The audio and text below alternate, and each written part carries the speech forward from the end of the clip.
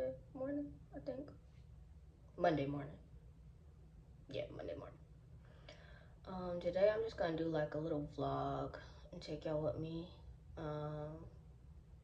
Yeah, we're just gonna chill. I'm gonna show y'all what I got going on. I think towards the end of the video, I'm gonna do the coming out story that I posted on Instagram. Pretty much everybody voted for that story over the why I resigned from crime scene story. So yeah, I'm about to brush my teeth, wash my face, and get ready. Please ignore these pimple patches, please.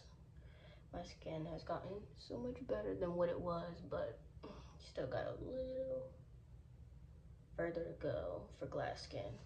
But yeah, that's what we got going on today. So I'll be back in a minute. Do that today. Y'all have to excuse me. This is so weird, but I'm gonna get accustomed to talking to the camera and showing my face and all that stuff. So this. But anyway, yeah. After I do that, I think I'm gonna go to Dollar Tree because I'm going on vacation next week. Going to the Bahamas for a week. So yeah, I'm definitely gonna be vlogging that vacation for my cousin's 16th birthday. Had to come outside and check the weather before I left. Didn't get my smoothie because my grandmother made one and didn't finish. So it's hot already, and it's like not even 11 o'clock. But yeah, alright. Let's go to the store. Even though I don't really need to be spending any more money. Oh, I hate money. It literally rules the world. Like, you have to have it. There's no other way. Dollar Tree is right across the street. Y'all gonna see. Watch, I'm gonna show y'all.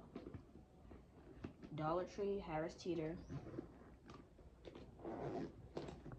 If you never heard of Harris Teeter, it's like the grocery store of the South. Very high, not high price, but it's up there, like bougie status. Oh, my keys are in here.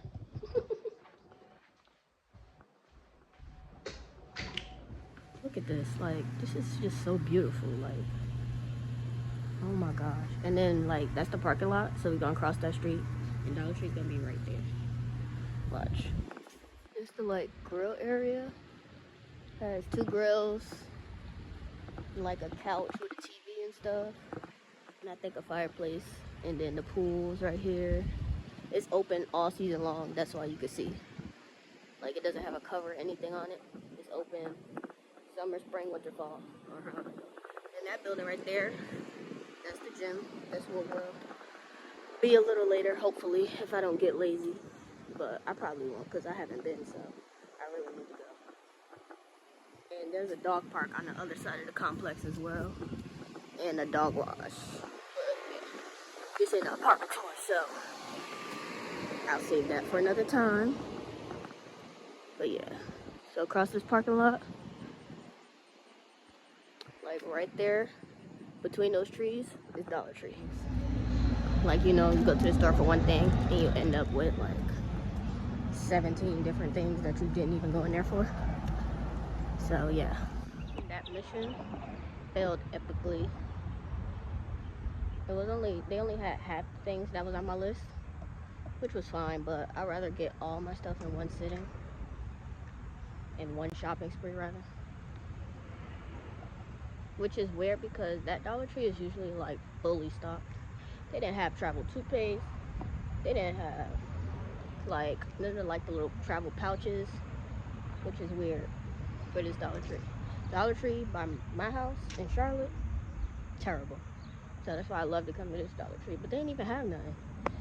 And I'm trying to avoid going to like Marshalls and stuff like that, even though their prices are decent, but you can't beat $1.25 versus whatever Marshalls and Ross prices are.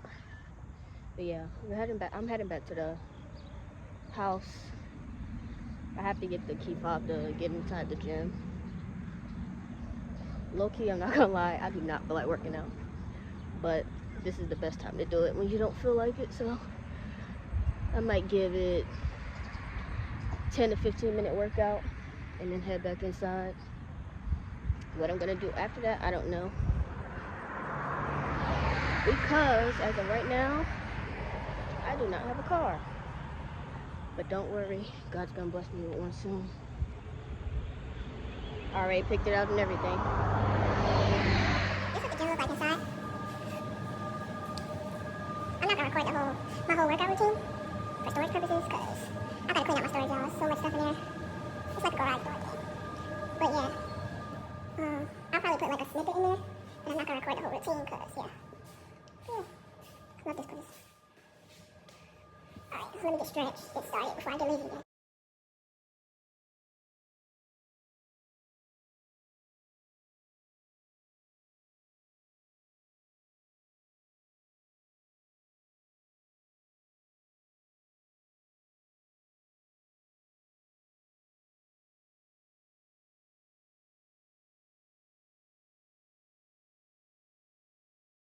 Alright, I'm back from the gym. And before I freshen up and shower and all that stuff, I'm gonna go ahead and give y'all my coming out story. It's not even really a coming out story, because I wasn't able to come out. But I'm gonna just go ahead and do it now. So I was like 14, I want to say. And mind you, I first discovered that I did like females when I was 12. So keep that in mind. So I'm 14 years old, freshman in high school. And I'm dating someone at the time. And you know, I'm keeping everything under wraps, everything low key, cause where I'm from, everybody knows everybody, and if somebody not blood, they a friend of the family or they know somebody. So I try to keep everything real low key and secret, cause I didn't want anybody to like out me and tell my mother. Granted, cause you know, black mothers always be like, I know when you lying, or they'll be like, oh my god, what did my mother always say? I'ma always find out. So that was always in my head, and I was always careful about what I was doing. Keep that in mind too. So I was trying to get my friend at the time together with my cousin, and so they had been messing around for a little while. I'm not gonna put any names in, but y'all know who y'all are. And they was kicking it for a while or whatever the case. And one day we all used to chill out at our old school or whatever. So I'm with my girl at the time, and we chilling in the parking lot, and then he calls my friend, who's my sister now, but and she know who she is when she see this. So he's on FaceTime with her or whatever, and they're talking, and somehow, some way, we end up going back to her apartment or whatever. So mind you, her apartment is across the street from the school, and we all just chilling out, hanging out. And I'm in her room, and he's on FaceTime with our friend, and I think I ended up leaving or something like that. I was getting ready to leave actually, and then so as I'm getting ready to leave, I gave my girlfriend at the time a goodbye kiss, and my stupid cousin screenshotted it while on FaceTime. Mind you, I told him while we was in the parking lot, do not do nothing stupid like that, and he ends up doing it anyway. So fast forward, right? I don't know the duration of when, like, from that time up until when my mother found out, but I'll just say a few weeks. So fast forward, I'm in my room, my family's all downstairs. My stepfather, my former stepfather at the time, was a DJ, so there was always a party at my house, and everybody's downstairs, and I'm just in my room isolating myself, cause you know, at that age it's just like I want to be on the phone with my girlfriend. I don't want y'all to know. So I'm in my room, I got my headphones on, watching Grey's Anatomy, and I'm on the phone with her. And my mother walks in my room with her phone in her hand. So had to take a little break to delete some stuff because my storage fills up too quick. I'm gonna get a new phone soon. But anyway, so yeah, my mother walks in my room and she has her phone in her hand, but it's not like just she holding her phone. It's like this, like with the screen to her chest. And she's like, do you have anything you need to tell me? No, actually, before that, she's like, shut all that down. Take all that off. Do you have anything you need to tell me? And I'm looking at her like, I'm not a good liar, so you could read my face. My face said, yeah, but my mouth was like, no. Because of course, that's the first thing you think of. You don't want to get in trouble. And she just like motions her phone like and shows me the picture. And I was just completely stuck. Like I didn't have anything to say. Like, and she was like, this is what my cousin's mother, which is her best friend, sent me. And I'm just looking like, I have so many thoughts in my mind, but the first thought that popped up was like, I'm going to kill him. Like, you too big to be getting your phone taken away, first of all. Then second of all, you do this to me. So that's all I'm thinking about. And then the next thing I'm thinking about is like, oh my God, is she gonna put me out? Is she gonna beat me? Like, cause you know, like in black families, they don't play that gay stuff really. Like, they don't really know how to be accepting and supportive right there in that moment. It takes them a while, but certain people never get there. And I put my mother on the she will never get there list, because you hear things and things people say and how they move, and it's just like, being gay is disgusting and all that other stuff. So in my head, I'm just like, I don't know what to do right now. Like, because I didn't intend on her finding out. I wanted to tell her, like, there were so many days, like, mind you, I told you I felt the way I started feeling at age 12. So this is 2 years later. And during those 2 years, like, there are so many days where I just stood at her door like, all right, today's the day, because I was so scared of her finding out. I was just like, I'm just gonna tell her. And it was just never a good time, or I just never really had the courage, or I was just very, very fearful of her reaction. But yeah, that's how it happened. And then fast forward, I wasn't allowed to, like, it was school and home, that's it. And like, I don't know if y'all know the feeling of like, especially a black mother, when she just has nothing to say. Like, that is the most scariest thing, because it's like, I need to know the plan here. Like, are we gonna tussle? Are you gonna put me out? Like, do I have to go live with my father? Like, what is the plan here? Because and mind you, my mother's not the silent type. Like, she gonna speak her mind, say what she need to say.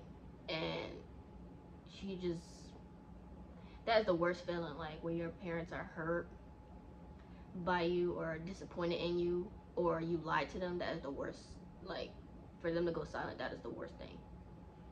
So it's been a couple days now, and I get called in her room or whatever, with her ex-boyfriend back then, at the time, who was in my life for like many years.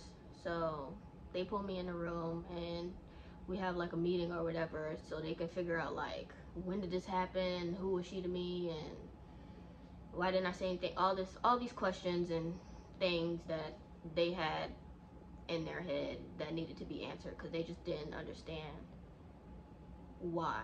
Like, why was I kissing girls or liking girls, or when did it happen, and all this other stuff. So we sat in there and talked for like about an hour. Mind you, this is the year, I think we're in the year that we're about to move to North Carolina. So this was right before we left, and it was just a lot. Like, not only am I moving somewhere new, starting high school, but then I have to deal with this in the back of my mind. So I can't even come down here being me, like, and that was a really heavy load to bear. Like, just not being able to be me anymore, and then not being surrounded by people that are okay with it, and like leaving my friends and stuff that were cool, and it was just a lot. And I basically was told, you know, the whole gentrification and Black history, and they don't want us to procreate and all this other stuff. Now, my mother, they didn't like necessarily, they weren't throwing the Bible at me or anything like that. It wasn't that kind of conversation. It was more so like men and women are supposed to, we have to make babies, we have to save our people, and it was more so like that. But of course, Adam and Eve were brought up like it would be in any other black family gay conversation. But yeah, fast forward a few years later, y'all see who I'm with, and I'm just living in my truth, being myself, and don't care what anybody has to say about it, because at the end of the day, I take care of myself, I do what I gotta do, I take care of my family, and I'm not out here in these streets wilding, so it shouldn't matter who I love or who I'm with, who I live next to, like, and I'm happy with that, and I'm fine. But yeah, that was my little coming out story, my little journey, or whatever. I didn't get too into detail, because keep running out of storage, and certain things just need to keep simple, you know, not tell too much, not share too much. But yeah, that was my story in a nutshell, and I think I am gonna do a why resign video anyway, but I'm gonna put this out first. But make sure y'all like, comment, and subscribe, and I will see y'all soon. Trust me, I'm trying to stay consistent with this vlogging thing, and thank y'all for watching. Peace.